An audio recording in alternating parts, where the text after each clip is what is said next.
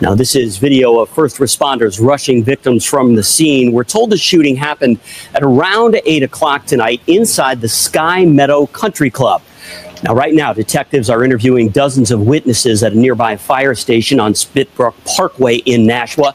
Police say there was only one shooter, and they say that person is in custody. Now, we've got some new video from the chopper that was hovering over the scene until police requested it back off just a few minutes ago as police continued their investigation on site, trying to sort out exactly what transpired tonight. The Sky Meadow Country Club is on Mountain Laurels Drive. Now, that's not very far from the Massachusetts border. And at one point tonight, police posted a shelter-in-place order for a neighborhood in Dunstable, Massachusetts, which is just across the state line. Good evening to you, and thanks for joining us. I'm Ken McLeod. Police are just about to give an update on the incident. That should happen sometime during this newscast. We're bringing you live team coverage on this active investigation tonight. Let's go ahead and begin with WBZ's Samantha Cheney. She just spoke to a guest at the wedding there, where they're stationed there at the fire station, I believe, on Spitbrook Parkway. Samantha, what do you got? Yeah, Ken, we just spoke with a witness who told me she was a friend of the bride. She described this incident as surreal. She said it was like a moment out of a movie, something you never expect to actually have to live through. She says everyone was on the dance floor having a great time when all of a sudden she heard shots fired. She says she ran. She got under a table and hid under a tablecloth, just afraid of what was going to happen next. She says that another guest actually hit that suspect over the head.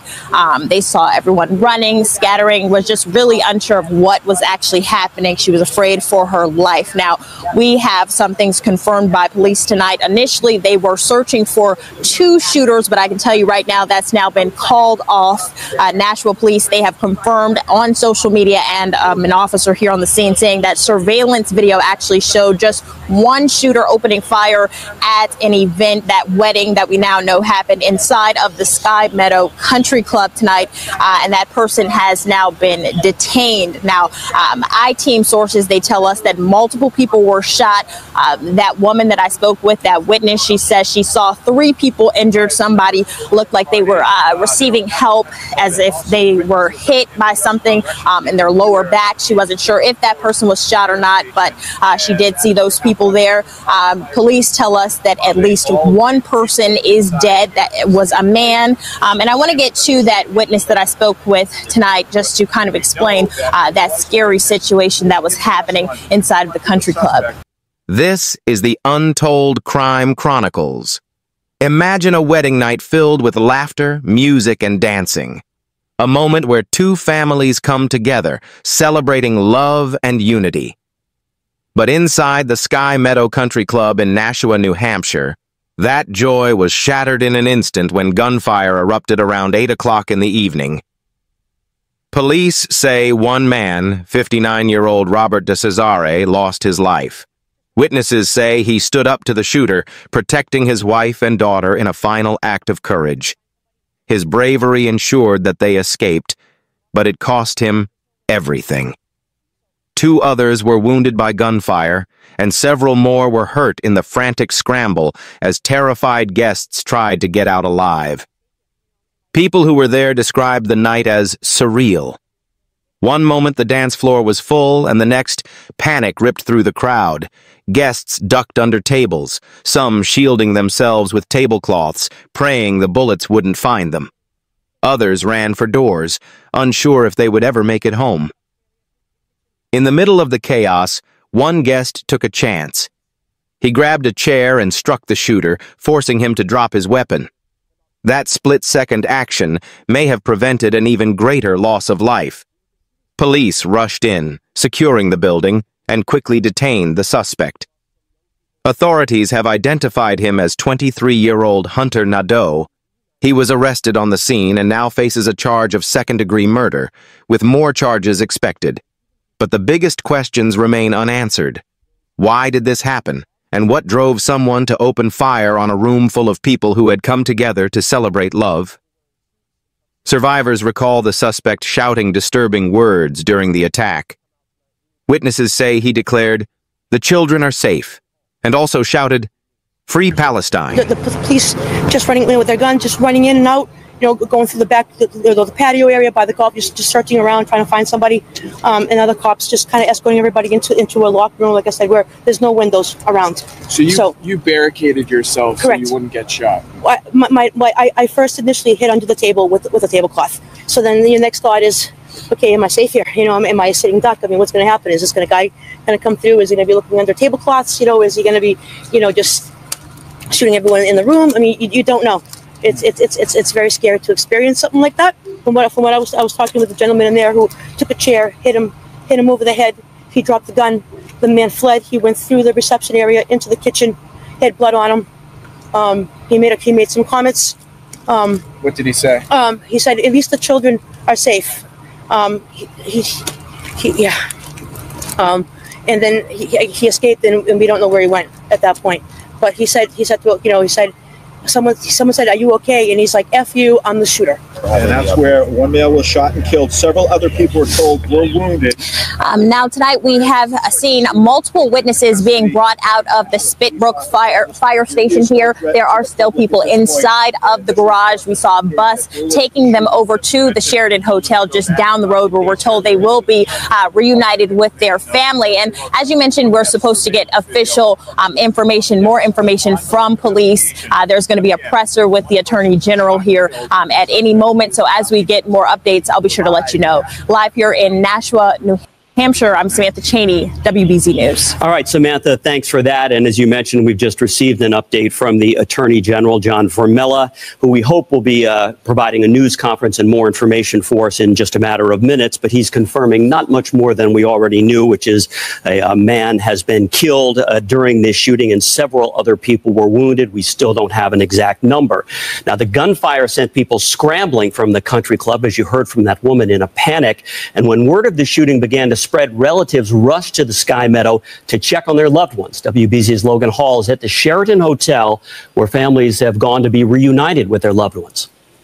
So I'm at the reunification site, which is just off of Terra Boulevard at the Sheraton Hotel. And just moments ago, a bus pulled up here and about 24 people got off of that bus. We're going to show you some video from that moment where you can see these folks getting off of this bus visibly shaken up, ranging in ages, some elderly on the bus, some young people on that bus, even some children entering into the hotel, hopefully to be reunited with their family members. There are several police cars here on the ground, several fire trucks on the ground here, and even people from the Red Cross here to assist those in need. Now, there's still lots of information that we don't know about what happened this evening. I can tell you that many of the people getting off of that bus were wearing suits and tuxedos as if they had just come from a wedding.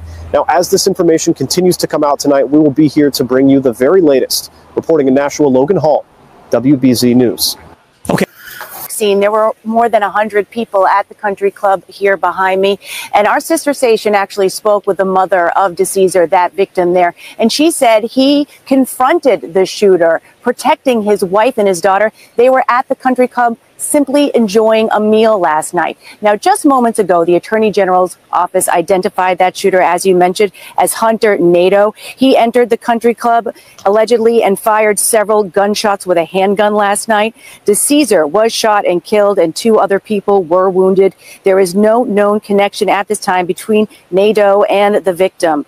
Nadeau was detained on scene, and officials sharing just a short time ago that he has been charged with 1 count of second-degree murder for knowingly shooting DeCesar, and say additional charges will likely be brought for the additional victims. DeCesar's mother said her son was living at Sky Meadow, and she spoke of his character and the fact that he jumped in to protect his family.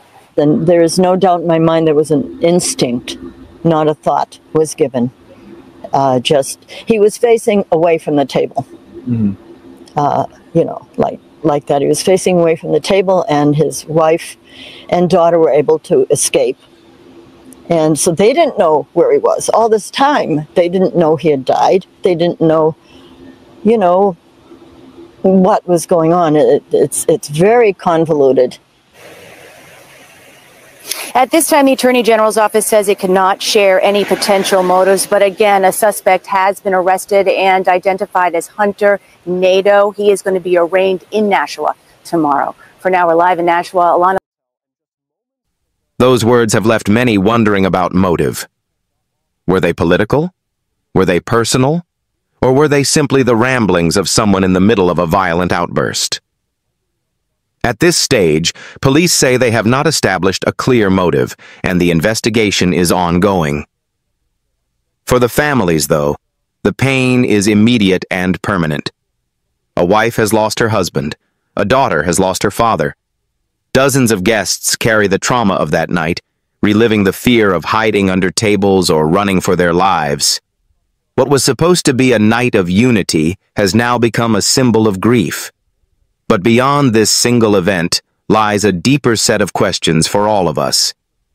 How do we protect the spaces meant for joy, weddings, birthdays, concerts, from being transformed into places of tragedy? What lessons can we learn from those who showed courage in the moment? And how do we process the haunting words the shooter left behind? This story forces us to confront difficult realities. It reminds us that violence can erupt anywhere, even in the most unexpected places.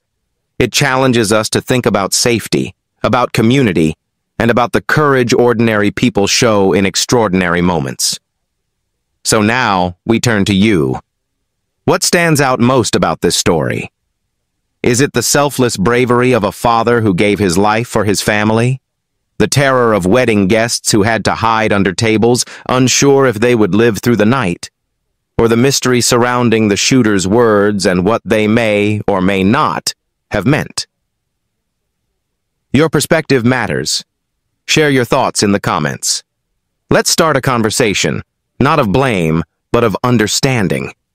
If this story made you reflect, if it raised questions in your mind, then give this video a like, subscribe to the Untold Crime Chronicles, and stay with us as we continue to explore not just crimes, but the human stories behind them. Together, we seek to uncover the lessons hidden within tragedy, because every untold story has something to teach us, and perhaps, through learning, we can find ways to make sure nights of celebration remain what they're meant to be, safe, joyful, and unforgettable for the right reasons.